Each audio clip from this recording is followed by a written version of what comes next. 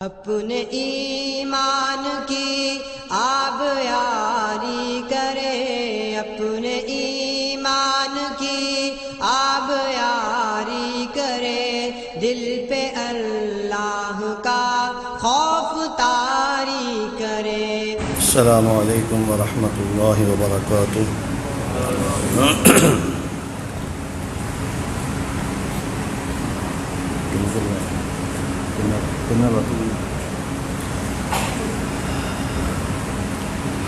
الحمد لوليه والصلاة والسلام على نبيه أما بعد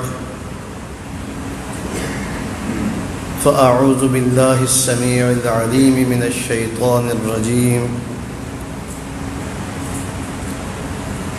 وما أمروا إلا ليعبدوا الله مخلصين له الدين حنفاء ويقيموا الصلاة وَيُؤْتُوا الزَّكَاةَ وَذَلِكَ دِينُ الْقَيِّمَةِ۔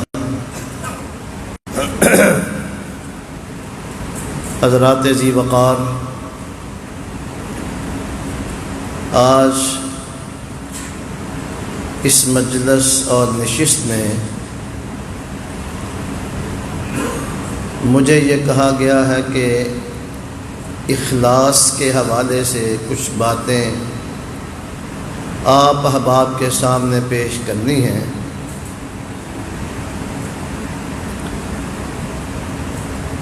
اخلاص کا مطلب یہ ہوتا ہے کہ انسان کسی بھی کام میں، کسی بھی عمل کے اندر مصروف ہونا چاہتا ہے، مشغول رہنا چاہتا ہے، وہ یکسو ہو جائے، جو کام کرنا چاہتا ہے، جس کے لیے کام کرنا چاہتا ہے، اس کام کے اندر اور اس ذات کے لیے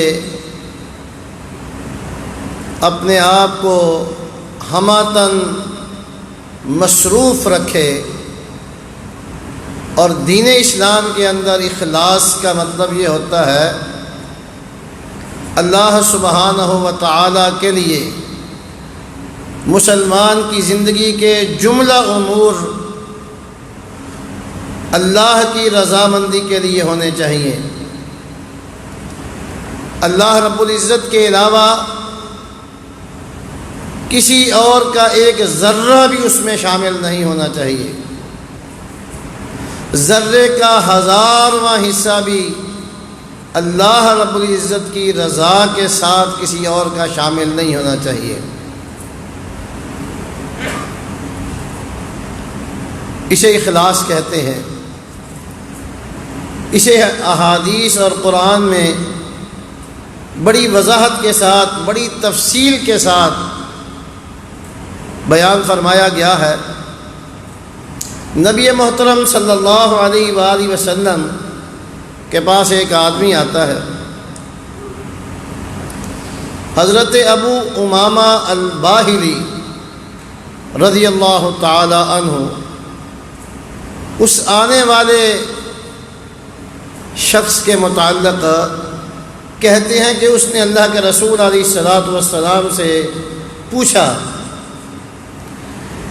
کہ میں اللہ کے لیے جہاد کرتا ہوں اور اس کے ساتھ ساتھ یہ بھی چاہتا ہوں کہ میرا تذکرہ بھی ہو، میری شجاعت و بہادری کا بھی بیان ہو، تو کیا یہ ٹھیک ہے؟ اس کا فائدہ ہے؟ اللہ کے رسول علیہ السلام نے ایک جملہ بولا، فرمایا لا شیء لہ، اس کی کوئی حقیقت نہیں ہے۔ وہ کہتا ہے کہ اللہ کے لیے جہاد کرنا چاہتا ہوں، لیکن ساتھ یہ بھی اپنی ناموری، اس کی بھی خواہش ہے۔ آپ نے فرمایا لا شیء لہ۔ حدیث میں آتا ہے فَأَعَادَهَا 3 مرات، اس نے یہ بات تکرار کے ساتھ دہرا کر 3 مرتبہ کہی۔ رسول مکرم علیہ السلام نے ہر مرتبہ یہی جواب دیا لا شیء لہ، اس کا کوئی فائدہ نہیں ہے۔ اور پھر آپ نے اسے بتایا وَإِنَّ اللَّهَ لَا يَقْبَلُ مِنَ الْعَمَلِ إِلَّا مَا كَانَ خَالِصًا بِهِ وَابْتُغِيَ بِهِ وَجْهُهُ، فرمایا کہ اللہ صرف وہ عمل قبول کرتے ہیں جو خالص اللہ کے لیے ہوں، اور جس عمل کے ذریعے سے وَابْتُغِيَ بِهِ وَجْهُهُ، اللہ رب العزت کی رضا وہ مقصود ہو، اور اگر اس کے ساتھ اپنے آپ کو نمایاں کرنا ہو تو پھر وہ ساری محنتیں، ساری کوششیں، دن رات کی ساری تگ و دو جو ہے اس کا ایک ذرہ بھی فائدہ نہیں ہے، بلکہ اللہ رب العزت نے قرآن مجید کے اندر بالعموم ہر اچھا خطیب، سنت کے مطابق عمل کرنے والا امام، جمعے کے دن نماز جمعہ کی دوسری رکعت میں عمومی طور پر سورۃ الغاشیہ کی تلاوت کرتا ہے۔ اس کے آغاز میں اللہ رب العزت یہ بات بیان فرماتے ہیں هل اتاک حدیث الغاشیہ وجوہ یومئذ خاشعہ عاملۃ ناصبہ تصلی نارا حامیہ۔ اے پیغمبر علیہ الصلوۃ والسلام کہ آپ کے پاس چھا جانے والی بات نہیں آئی، یعنی قیامت کی ہولناکی کا تذکرہ اور اس کے حالات و واقعات، اس سے آپ کو آگاہ نہیں کیا گیا کہ جس روز بہت سارے چہرے سہمے ہوئے ہوں گے، اور فرمایا کہ لوگوں کی حالت یہ ہوگی کہ عمل کر کر کے تھکے ہوئے ہوں گے، عاملۃ ناصبہ، عمل کر کر کے تھک چور ہو چکے ہوں گے، لیکن نتیجہ کیا ہوگا؟ تسلی نارا حامیہ، اللہ فرماتے ہیں دہکتی ہوئی آگ کے اندر ان کو داخل کر دیا جائے گا۔ وجہ کیا ہے؟ وہ اعمال اخلاص سے خالی ہوں گے، ان اعمال میں اللہ کی رضا مقصود نہیں ہوگی۔ حضرات محترم،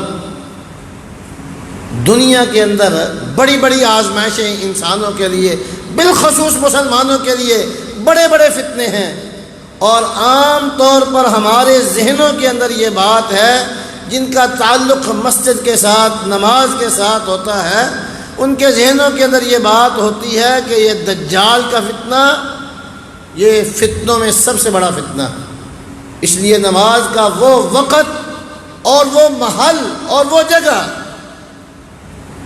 جہاں قبولیت ہوتی ہے، دعا اللہ مقبول فرماتے ہیں، وہاں جو دعائیں کی جاتی ہیں ان میں ایک بڑی اہم اور نمایاں دعا یہ ہوتی ہے اللہم انی اعوذ بک من فتنۃ المسیح الدجال، مسیح دجال کے فتنے سے اللہ کی پناہ میں نمازی اپنے آپ کو دیتا ہے۔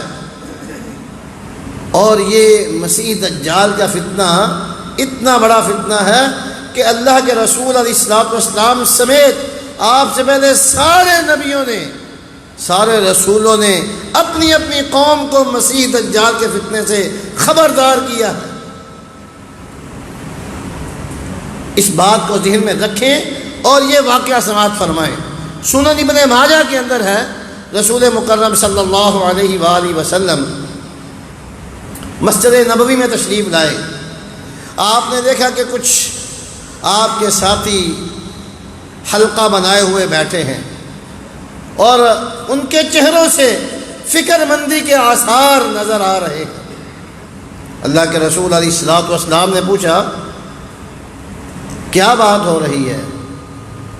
اصحاب محمد صلی اللہ علیہ وسلم و رضوان اللہ علیہم اجمعین کہنے لگے کہ ہم آپس کے اندر سوچ و بچار کر رہے ہیں اور اپنی اپنی سمجھ کے مطابق اس بارے میں غور کر رہے ہیں کہ دنیا کے اندر سب سے بڑا فتنہ کون سا ہے۔ آپ نے پوچھا پھر کس نتیجے پہ پہنچے؟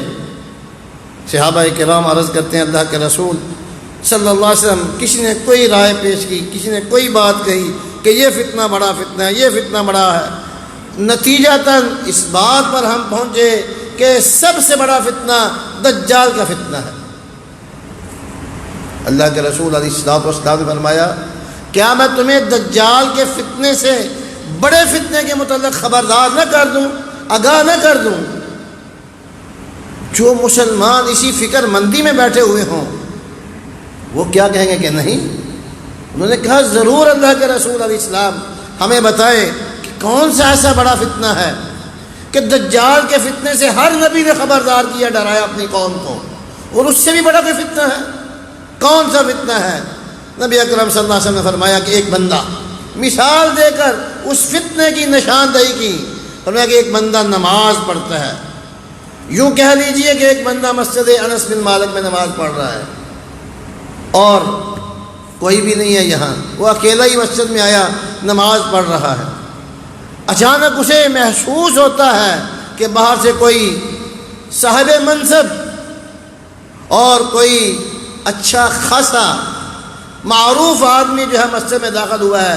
اس کے داخل ہونے سے، اس کی آواز سے، اس کے چلنے سے اس نے محسوس کیا کہ فلاں بندہ ہے، اور اس کے دل کے اندر جو ہے یہ بات آئی کہ میں نماز تو اللہ کے لیے پڑھ رہا تھا، اب اپنی نماز میں تصنع پیدا کرتا ہے، بناوٹ پیدا کرتا ہے اپنی نماز کے اندر، اور زیادہ خشوع خضوع اس آنے والے کے لیے جو ہے پیدا کرتا ہے، اور نیت میں یہ بات آ جاتی ہے کہ یہ کہے گا کیا بات ہے، یہ اکیلا ہی نماز پڑھ رہا ہے، کتنا اچھا ہے یہ، وہ بندہ بڑا خوش ہوگا۔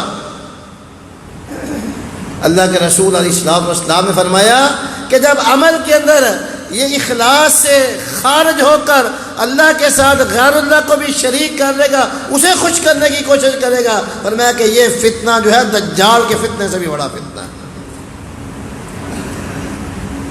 اس لیے حضرات محترم، عمل کے اندر اخلاص جو ہے یہ بڑا ضروری ہے۔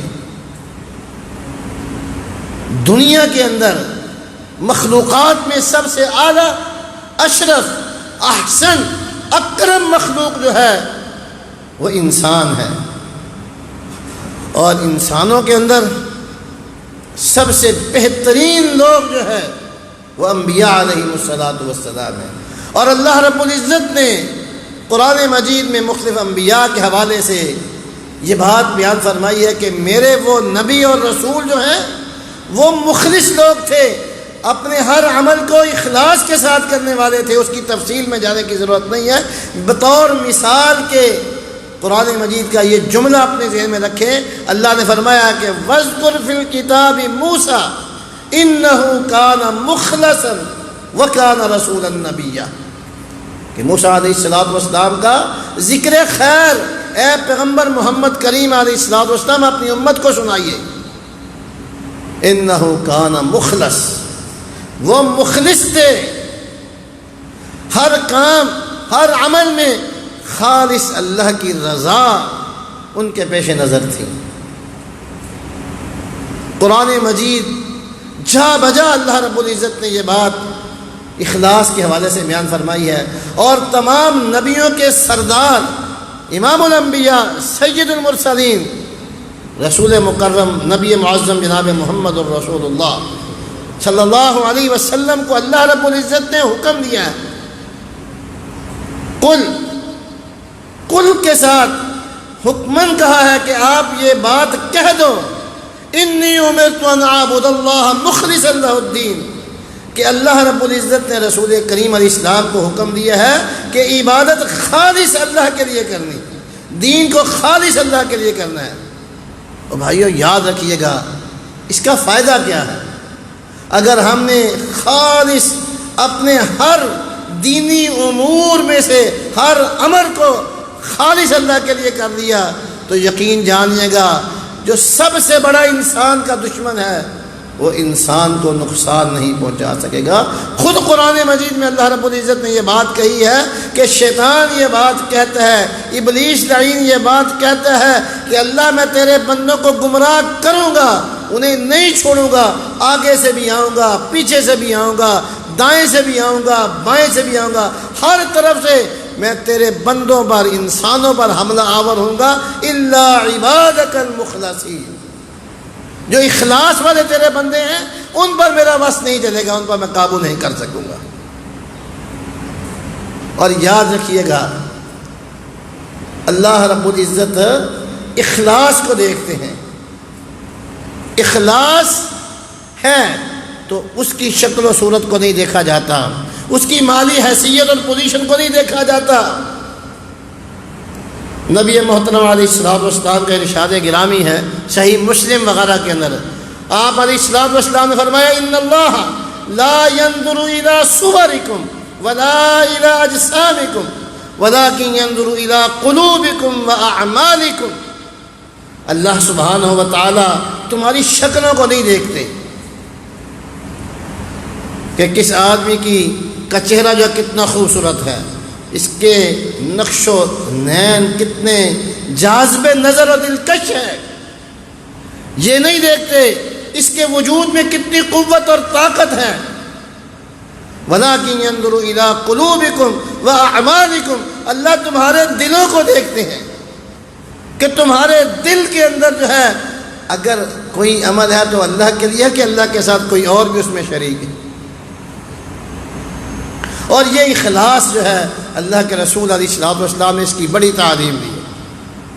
آپ اندازہ کیجئے گا صحیح البخاری وغیرہ کے اندر آتا ہے حضرت ابو ہریرہ رضی اللہ تعالیٰ عنہ اللہ کے رسول علیہ السلام کی خدمت میں حاضر ہوتے ہیں، عرض کرتے ہیں اللہ کے رسول علیہ الصلوۃ والسلام کہ سب سے زیادہ خوش نصیب انسان کون ہے جسے قیامت کے روز آپ کی شفاعت نصیب ہوگی. نبی اکرم صلی اللہ علیہ وسلم نے اس سوال کا جواب دینے سے پہلے فرمایا ابو ہریرہ میرے دل کے اندر یہ بات تھی، میرے گمان میں یہ خیال تھا کہ یہ سوال میرے سارے ساتھیوں میں سب سے پہلے تم کرو گے، اس لیے کہ تمہارا حدیث کے معاملے کے اندر، دین کے معاملے کے اندر شوق اور ذوق جو ہے وہ دوسروں سے بڑا ہوا ہے.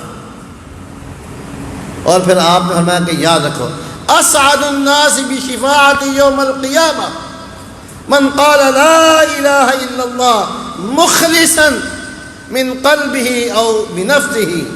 فرمایا کہ سب سے زیادہ میری شفاعت کا قیامت کے روز مستحق وہ انسان ہوگا جس نے لا الہ الا اللہ کو پورے اخلاص قلب کے ساتھ، دل کے اخلاص کے ساتھ جس نے کہا، دل کے اخلاص کے ساتھ کیا ہوا چھوٹے سے چھوٹا عمل جو ہے وہ اللہ رب العزت کی جنت کو میں پہنچا دیتا ہے. کتنی مشہور آپ حدیث سنتے ہیں اللہ کے رسول علیہ الصلوۃ والسلام کا فرمان کہ من بنا للہ مسجدا بنى اللہ لہ بیتا فی الجنہ، کہ جو اللہ کے لیے مسجد بناتا ہے اللہ اس کے لیے جنت میں محل بنا دیتا ہے. یہ حدیث مختلف الفاظ کے ساتھ کتب احادیث کے اندر موجود ہے، اور حدیث کے اندر ایک لفظ یہ بھی ہے کہ من بنا للہ مسجدا کمفحص قطات، میں کہ جو بندہ اللہ کی رضا کے لیے پورے اخلاص کے ساتھ مسجد میں اتنا کو حصہ ڈالتا ہے جتنا کو ایک چھوٹا سا پرندہ جو ہے اپنی دیوار کے اندر گھونسلہ بناتا ہے، جتنی کو جگہ یہ ہوتی ہے اتنی کو جگہ جو ہے اس کے لیے اللہ کی رضا کی خاطر پورے اخلاص کے ساتھ جو ہے وہ معاون بنتا ہے، اللہ بدلے میں جنت عطا فرما دیتا ہے. تو یہ اخلاص جو ہے یہ انسان کے اعمال کی بنیاد ہے، اور انسان کے اعمال کی بنیاد یا قبولیت اعمال کی جو شرائط ہیں بڑی بڑی بنیادی وہ 3 شرطیں ہیں. نمبر 1 انسان کا عقیدہ توحید کا ہونا چاہیے. نمبر 2 اخلاص ہونا چاہیے. نمبر 3 سنت کے مطابق عمل ہونا چاہیے. ان میں سے کوئی ایک شرط کم ہوگی انسان کا وہ عمل اللہ کے ہاں مقبول نہیں ہوگا. اپنے آپ کو بندہ جتنا مرضی بڑا مسلمان کہتا پھرے، منافق بھی اپنے آپ کو مسلمان کہتے تھے. اللہ رب العزت نے قرآن مجید میں یہ بات بیان فرمائی ہے ان المنافقین فی الدرک الاسفل من النار ولن تجد لهم نصیرا. فرمایا کہ منافق لوگ جو ہیں جہنم کے اندر سب سے نچلے گڑھے کے اندر ہوں گے. ہاں فرمایا کہ بچیں گے کون؟ الا الذین تابوا واصلحوا واعتصموا باللہ واخلصوا دینہم للہ. فرمایا کہ 4 قسم کے لوگوں کے متعلق اللہ نے بیان فرمایا کہ ہاں اس نفاق سے جو توبہ کریں گے، نفاق کو چھوڑ کر صحیح پورے اسلام میں داخل ہوں گے، اور اس کے بعد فرمایا وَأَصْلَحُ، اپنے آپ کو سنوار لیں گے۔ زبانی دعویٰ کافی نہیں ہے کہ بس جی میں صحیح ہو گیا ہوں، بس صحیح تب مانا جائے گا جب اس نے اپنے اعمال کے اندر اصلاح کی۔ اور نمبر 3 فرمایا وَاعْتَصَمُوا بِاللَّهِ، اللہ کے دین کو مضبوطی کے ساتھ تھام لیا، وَأَخْلَصُوا دِينَهُمْ لِلَّهِ، اور اپنے دین کو خالص اللہ کے لیے کر لیا، اخلاص پیدا کر لیا۔ فرمایا کہ پھر فَأُولَٰئِكَ مَعَ الْمُؤْمِنِينَ، پھر یہ لوگ جو ہیں ایمان والوں کے ساتھ اور ان کے جماعت میں ہوں گے۔ وَسَوْفَ يُؤْتِ اللَّهُ الْمُؤْمِنِينَ أَجْرًا عَظِيمًا، ایسے لوگوں کو اللہ رب العزت اجر عظیم عطا فرمائے گا۔ تو اخلاص جو ہے یہ شرط ہے بنیادی اعمال کی قبولیت کی۔ اللہ، ایک بہت بڑے تابعی، بہت بڑے محدث امام مکحول رحمہ اللہ نے بڑی خوبصورت بات کہی ہے، بڑا خوبصورت ان کا کلام ہے۔ وہ کہتے ہیں ما اخلص عبد قط 40 یوما الا ظہرت جنابیع الحکمت من قلبہ ولسانہ، میں کہ بندہ 40 دن جو ہے نا پورے اخلاص کے ساتھ اللہ کے لیے عبادت کرنے لگ جائے، ہوتا کیا ہے؟ میں ظہرت ینابع الحکمہ، اس انسان کے اندر جو اخلاص کے ساتھ زندگی گزارنے والا 40 دن زندگی اخلاص کے ساتھ، عبادت اخلاص کے ساتھ کرتا ہے، ظہرت ینابع الحکمہ، اس کے اندر سے حکمت کے چشمے پھوٹنے شروع ہو جاتے ہیں، اس کے دل سے حکمت کی باتیں، اس کی زبان سے حکمت کی باتیں ہوتی ہیں۔ اور اگر اخلاص سے خالی ہوگا، اس کے متعلق عظیم محدث امام ابن القیم رحمہ اللہ اپنی معروف کتاب الفوائد میں لکھتے ہیں، فرمایا کہ جو بندہ اخلاص سے خالی عمل کرتا ہے اس کی مثال، فرمایا کہ اس مسافر کی ہے جو مسافر اپنے توشہ دان کے اندر اپنے کندھے پہ ڈالنے والے تھیلے کے اندر جو ہے ریت کے ذرات کو بھرتا جاتا ہے، اٹھا کے لے جاتا ہے، سوائے بوجھ کے اس کو کوئی فائدہ نہیں ہوتا ہے۔ اس لیے حضرات محترم، اخلاص کے ساتھ عمل کریں گے تو انسان کا چھوٹے سا چھوٹا کام جو ہے اس کو جنت میں پہنچا دے گا۔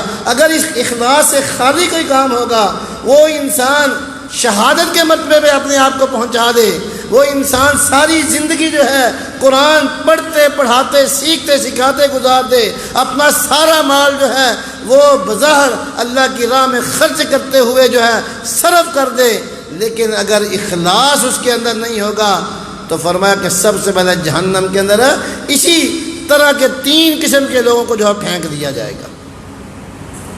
اللہ رب العزت مجھے آپ کو توفیق عطا فرمائے۔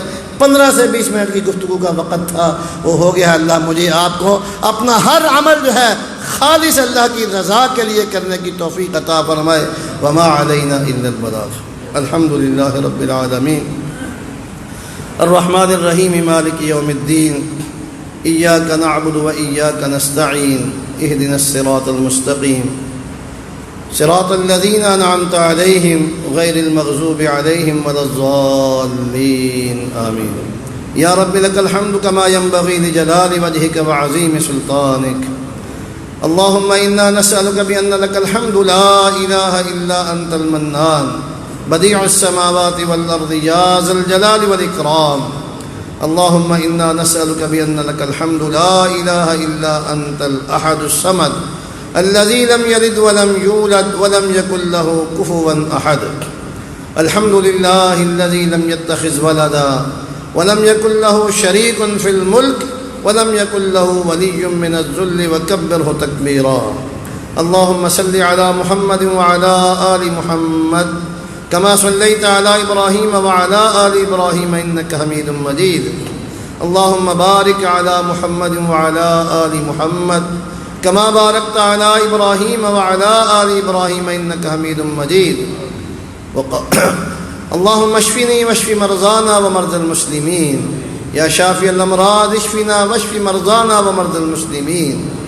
اللهم يسر عسيرنا وسهل أمورنا واقض حوائجنا وحسن مرادنا ومراد من أوصانا بالدعاء.